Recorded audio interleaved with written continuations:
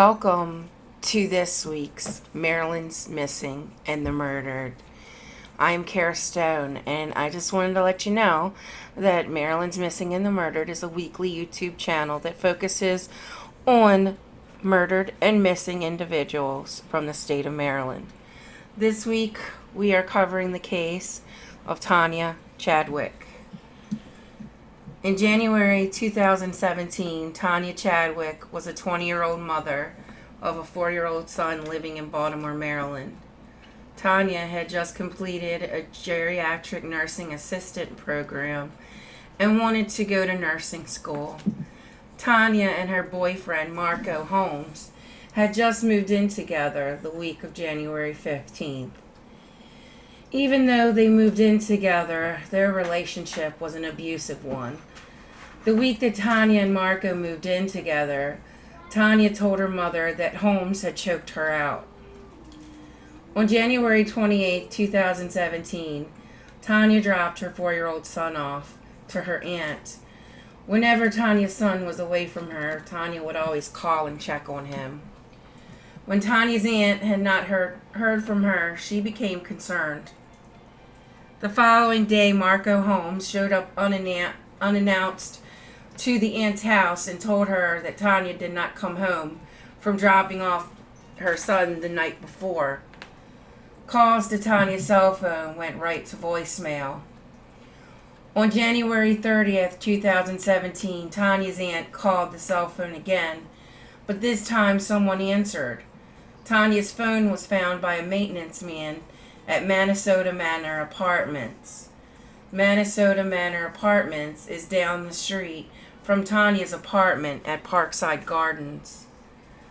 Tonja's aunt called the police to report Tonja missing.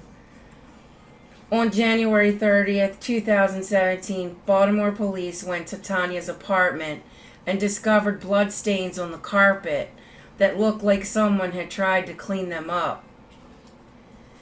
They also noticed that all of the bedding in the apartment was missing. Swabs were taken of the blood stains, and DNA showed that the blood was Tonja's. The police got Tonja's phone records, which showed that she was at the apartment the entire time she was missing. Police also obtained a video from a local laundromat that recorded a physical fight between Marco Holmes and Tonja on the night of January 28th. The police then got phone records for Marco Holmes. His phone pinged to a cell tower near Daisy Field. On February 2nd, 2017, due to Marco Holmes' phone being near Daisy Field, police started searching in that vicinity. At Daisy Field, they found Tonja's body. She was wrapped in her bedding and then covered under leaves and tree branches.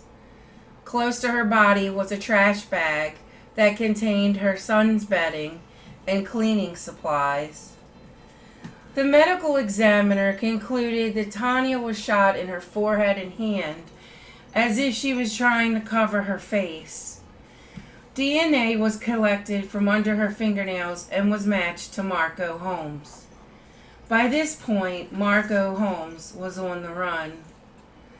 When police apprehended Holmes, he admitted that they did get into a fight that evening, but that he left the apartment and spent the night with his cousin.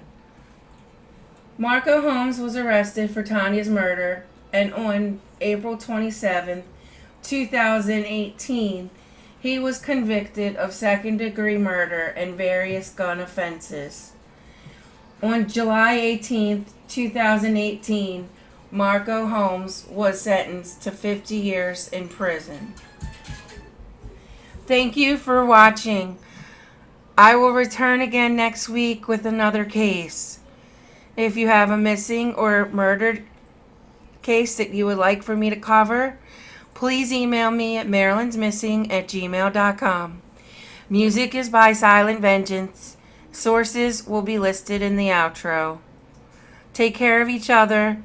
You never know what will happen tomorrow.